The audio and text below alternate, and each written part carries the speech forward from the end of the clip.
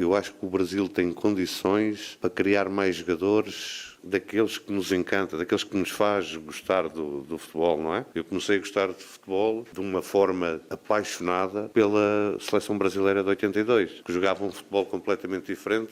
Eles jogavam futebol, os outros jogavam uma coisa qualquer com uma bola. Não é? E isso era devido a quê? Era devido à qualidade e à criatividade desses jogadores. É óbvio que as pessoas vão dizer, mas o futebol mudou, é mais intenso, é verdade. Mas os bons jogadores, aqueles talentosos, têm sempre lugar. Não há criatividade sem liberdade. E se nós, desde muito, não há um processo de crescimento se alguém tem medo de errar. Em qualquer profissão, no futebol ainda mais. E o que falta é esse processo naquelas idades mais pequenas, né, de deixar os jogadores errarem, experimentarem, porque depois são os colegas que lhes vão dizer não podes fazer isso, não podes fazer uma caneta, não é? Um lençol, chapéu, não podes fazer porque não sabes. Não é? E depois vais ser o último a ser escolhido. Portanto, faz o que tu sabes, porque há um professor em Portugal que é o pai de uma metodologia que hoje é utilizada em quase toda a Europa, que se chama Vítor Frade,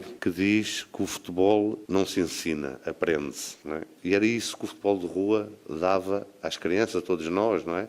Era o último a ser escolhido, era porque não tinha muito jeito, não é?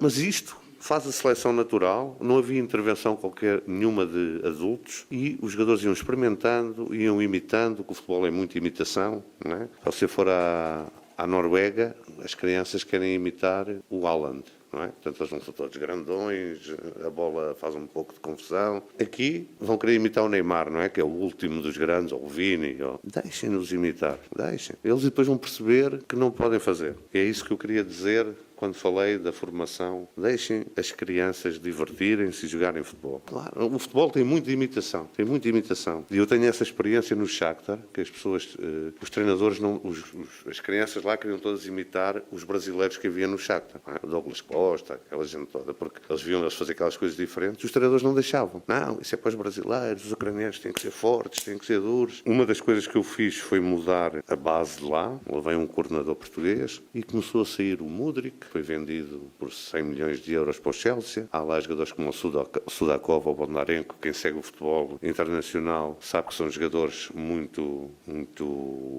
apreciados e que vão sair por muito dinheiro. Porquê? Porque nós começamos a deixar imitar os brasileiros que lá tinham. E foi isso que fez a diferença. Portanto, o futebol é muita imitação. É muita imitação. Se aquilo que eu tenho para imitar é um tosco com 2 tijolos nos pés e nem correr sabe, não vamos criar talentos.